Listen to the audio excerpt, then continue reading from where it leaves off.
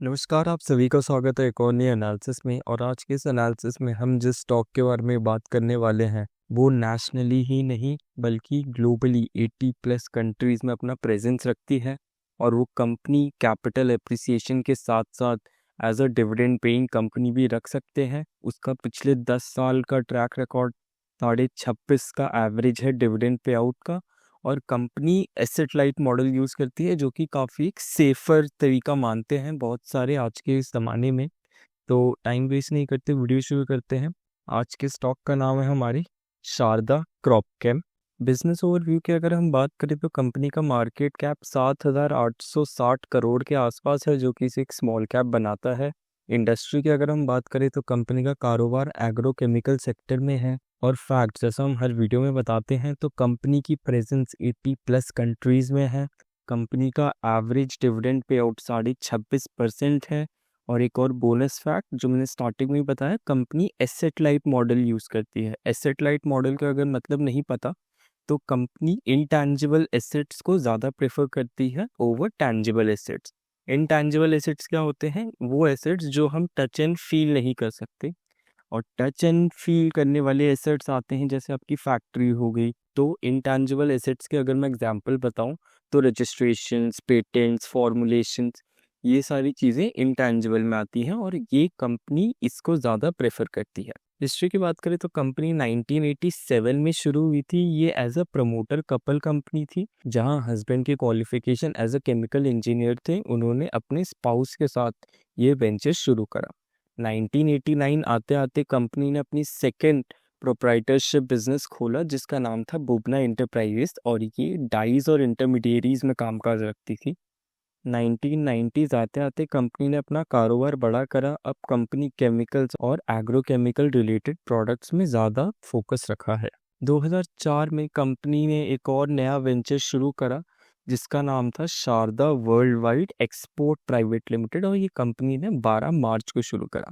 ये ध्यान रखिए, कंपनी ने 12 मार्च को ये शुरू करा है। और 1 अप्रैल आते आते कंपनी ने पुराने दो बिजनेसेस को मर्ज कर दिया। पुराने दो कौन से? एक आपका जो 1987 में कंपनी ने खोला था और दूसरा 1989 में बुबना इंटरप्राइजेस। इन दोनों को कंपनी ने मर्ज कर दिया। 2011 आते आते शारदा क्रॉपकेम ने काफ़ी मेजर एक्विजिशंस करे। सबसे बड़ा एक्विजिशन इनका एक्सिस क्रॉप साइंस जहाँ पे उन्होंने 76% स्टेक बाई करा। और कंपनी का मोटिव क्लियर था, वो अपने क्रॉप साइंस सेगमेंट को बढ़ाना चाहते थे। 2013 आते आते कंपनी ने अपना नाम चेंज करा। From Sharda world wide export private limited से कंपनी ने अपना नाम छोटा करा, शारदा क्रॉपकेम लिमिटेड रखा। 2014 में कंपनी का आईपीओ इशू हुआ और with in the price band of 145 से 156 रुपीस। और कंपनी का इंटेंट था 352 करोड़ रेस करने का जो कि काफ़ी अच्छे से पूरा हुआ। कंपनी का आईपीओ 60x ओवर सब्सक्राइब हुआ था। मैनेजमेंट की अगर हम बात करें तो इनके सीईओ आते हैं राम प्रकाश वी बुबना। यहाँ पे आप इनकी इमेज देख सकते हैं। और इन्होंने अपनी पढ़ाई आईआईटी बॉम्बे से करी है। इनके पास 40 प्लस साल का एक्सपीरियंस है इन एग्रोकेमिकल सेक्टर।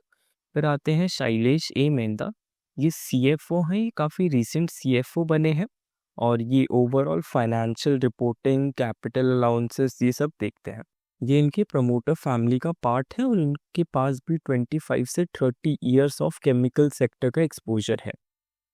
लोकेशंस की बात करते हैं तो जैसा हमने स्टार्टिंग में बताया, कंपनी की 80 प्लस कंट्रीज़ में ग्लोबल प्रेजेंस है।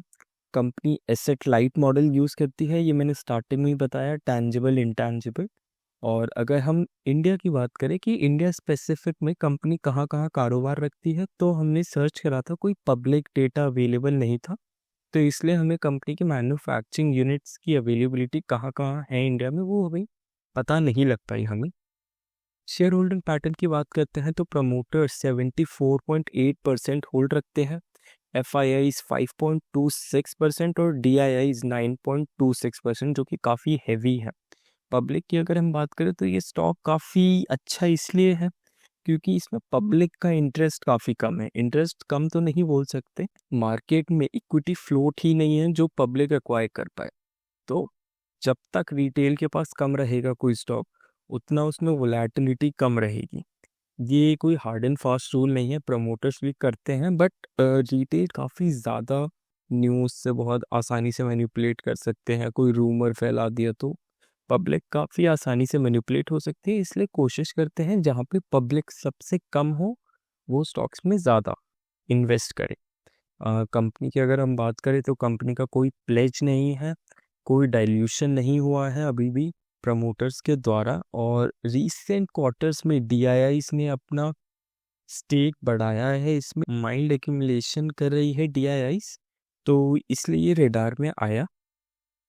सेक्टर एनालिसिस की अगर हम बात करेंगे तो ग्लोबल मार्केट वैल्यू देखेंगे अगर हम एग्रोकेमिकल की तो 234 बिलियन है। CAGR अगर हम देखें इंटरनेशनली तो 4 से 5% का है, और वहीं अगर हम डोमेस्टिकली मतलब इंडिया का CAGR देखें तो 7 से 9% का है, जो कि काफ़ी अच्छा एक ग्रोथ रेट कंसिडर करते हैं।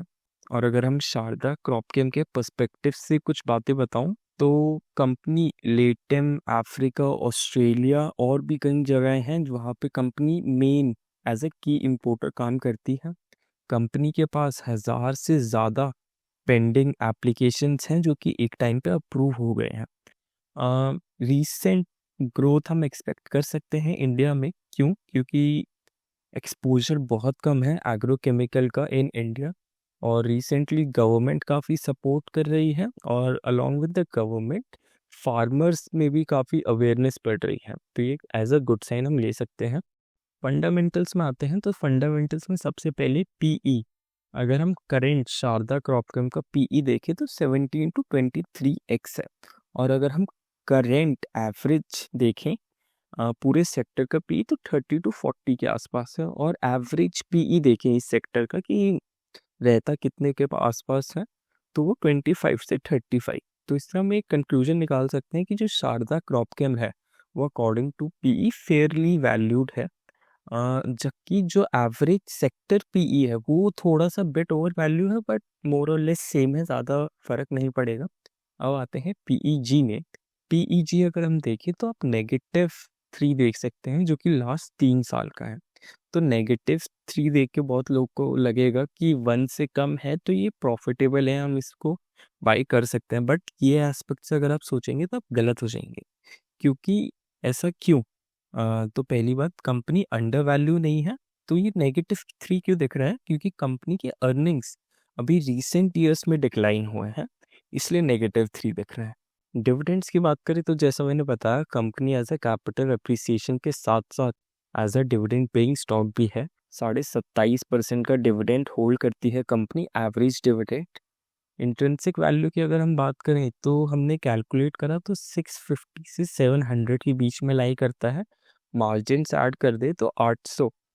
और अगर हम रीसेंट वैल्यू की बात करें CMP रीसेंट तो 900 के आसपास शारदा क्रॉप के, तो बहुत लोगों का डाउट होगा तो मार्जिन्स 800 है तो हम अभी क्यों बाय कर रहे हैं, हम 900 पे क्यों बाय कर रहे हैं, हम 100% का एक्स्ट्रा मार्जिन क्यों ऐड कर रहे हैं?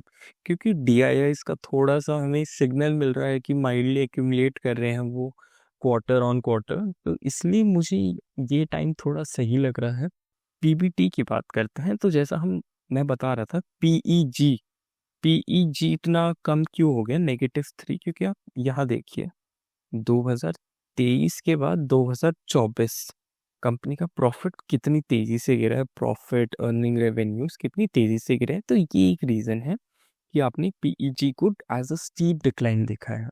और ये डिक्लाइन के रीजंस कंपनी ने बताए हैं कि ये sector highly cyclical in nature है। साइक्लिकल नेचर का एग्जांपल भी दिया, कंपनी के प्रॉफिट्स 525 करोड़ से 72 करोड़ के आसपास आ चुके थे मैं इसलिए बोल रहा हूँ क्योंकि कंपनी ने रिकवर कर दिया। Despite of high volatility company का CAGR 8.5% के आसपास है, और PBT देखें तो 270 करोड़ के आसपास है जो कि काफ़ी डिसेंट है। EPS की बात करते हैं, अगर हम EPS देखें कंपनी का तो काफ़ी वॉलेटाइल है। 2024 में कंपनी का EPS 3.5 था, जो कि 2025 में 33 33.5 से 34 बोल सकते हैं, मोर और लेस 10 गुना बढ़ गया है। तो जैसा कंपनी ने बताया हाईली साइक्लिकल इन नेचर है, और क्वार्टरली EPS भी कंपनी का 8 रुपये से 22.5 रुपये तक बढ़ गया था। और ये ईपीएस में इंक्रीज क्यों हुआ, कंपनी ने इसके रीजंस बताए। Better demand, volume growth, company के मार्जिन्स रिकवर हुए। तो ये इन सब रीजन से आप जो यहाँ देख रहे हैं कि 10 गुना ईपीएस बढ़ गया, ये सारे रीजंस बताए हैं कि ईपीएस कैसे बढ़ा है। और ईपीएस डायरेक्टली रिलेट होता है इस सेक्टर में रॉ मटेरियल के प्राइसेस से, एग्रोकेमिकल प्राइसेस से और रेगुलेटरी अप्रूवल से। कैश फ्लो की अगर हम बात करते हैं तो ऑपरेशनल एक्टिविटीज़ के अंदर बताया है, सिंस कंपनी साइक्लिकल है, हाईली साइक्लिकल इन नेचर है, बट इम्प्रूव कर रही है अपने margins over the decades.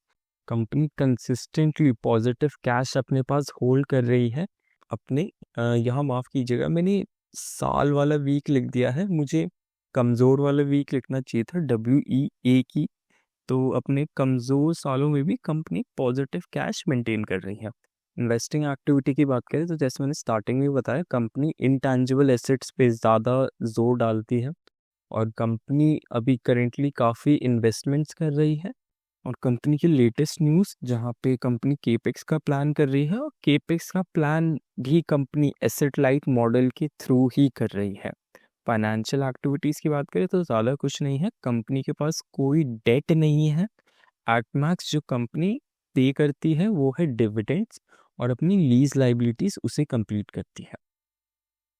Date to asset की अगर हम बात करें तो कंपनी के पास एसेट 4,500 मतलब 4,500 से ज़्यादा 5,000 करोड़ के आसपास है, और डेट क्लोज टू ज़ीरो है, 4 करोड़ का डेट है, और बहुत ही लो लेवरेज पे कंपनी कामकाज करती है, जो कि काफ़ी एक अच्छी बात है।